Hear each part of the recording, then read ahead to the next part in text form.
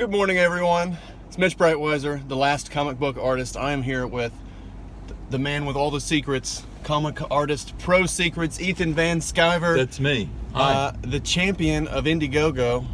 Well, How are you? I wouldn't say that. And reigning champion. I'm sure somebody will come around, and it could be you. It could be you. It could be you. It could be you, or it could be someone in the audience. It could be the leader of Comicsgate.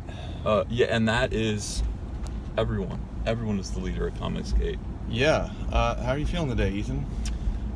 I'm feeling good. I finally got some sleep. I've been up.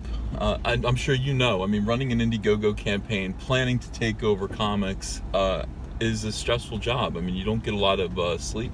There's a lot of hours involved, and you and I are both. We're becoming night owls, right? Yeah, I have been before. I'm becoming like a day and night owl and sleeping like 5 hours a night. Yeah. So that's the way it rolls. So buckle up if you fellas or ladies are going to run a campaign. You got to work. Now, my criticism of you is that you told me to be ready at 8 a.m. Yeah. And I did. I was ready at 8 a.m. And what time is it now? 9:30. 9:30ish. That's when we're getting in the car and we're leaving. Yeah, but we don't have to. Yeah, okay. We don't have to talk about that. No, we will talk about that. Red Rooster better be on time shipping. If you tell people that it is going to be ready and in their hands, when? March? March is what I said. I'm giving myself. I didn't want. I wanted to overpromise or underpromise and overdeliver. That was my plan. So I didn't want to put myself in a bind because I wanted to deliver on time. Why couldn't that apply to me today, picking me up at? Say, hey, I'm going to be ready to get you at 8 a.m. and then you show up at 7:45 rather than 9:30. Because I had to get my beauty rest. You don't want me. You don't want to. No, you have to look good. You are. Yeah, you and Elizabeth has to look great. Yeah. Elizabeth has to look great. She has to get her beauty rest. I can't have puffy eyes when we're meeting important people. What I mean, it's not like they served you breakfast or something. It's not like there was nothing to do in the lobby there. I did have a little breakfast. I did take a little time to read some Twitter, and that was fun. What's going on Twitter? Are you in a fight with Mundane Matt? Who is this guy? Mundane Matt is a former Gamergator who has his own kind of news reading channel now, and he's known for being mundane. I mean, he just kind of gets up there. He's kind of a hockey puck with a goatee, and he gets on camera and he reads the news and he gives his both sides of the story. Like he'll say, well, this is how some people see it, and this is how other people see it. Why, I can see it both ways, and that worked for a little while. Mm-hmm. But not in this day and age. Not in this day and age. People aren't tuning into YouTube for wishy-washiness. People are tuning into YouTube for truth, justice, the American way. If you're American, well, maybe even if you're not American, you might want to know about. Yeah. Well, everybody wants that. I think. Yeah. Everybody wants people to stand for something. Yeah, exactly. Well, at least to know where someone stands. Yeah. Because when someone says that they understand both sides of the story, and of course everyone understands both sides of the story, but where do you stand? Where do you stand? I know what other people think. I understand why they think that.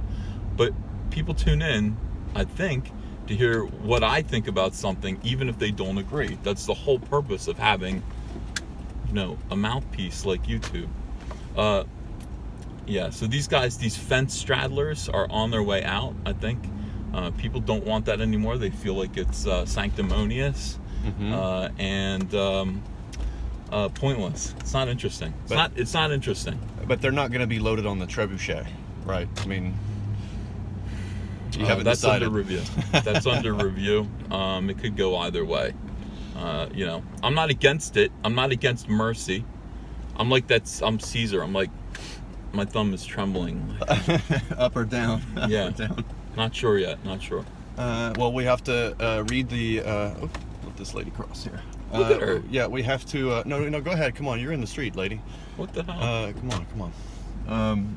Yeah, we have to read the crowd, right? The crowd has to. They have some influence, don't they? Well, they definitely do. I mean, everything that we do is, the decisions that we make in terms of who goes on the trebuchet. It has to be justice based. It has to be based on society, our society.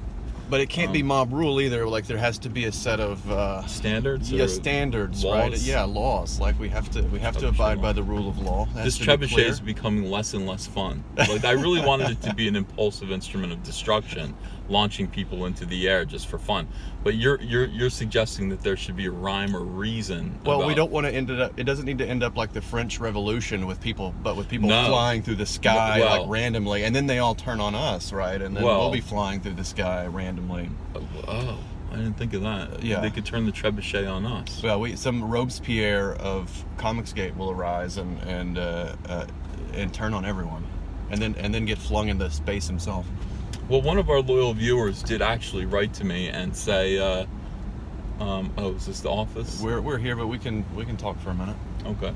One of our loyal viewers did say that the trebuchet should be used on fence straddlers. There were a few people that he pointed out. He said in a few cases, the trebuchet would have to be undergirded, and probably the counterweight should be double, tripled, or quadrupled to handle them. But fence straddlers could be launched on the trebuchet. That could be a crime. I haven't decided yet. I don't know if that's really what it's all about. I don't know. I might have to talk you down from that. I may have to be the voice of reason here. Well, it's not me. It's somebody else that's suggesting this. One of our fans. You seem awfully tempted. I just want to see people fly through the air, to be honest with you.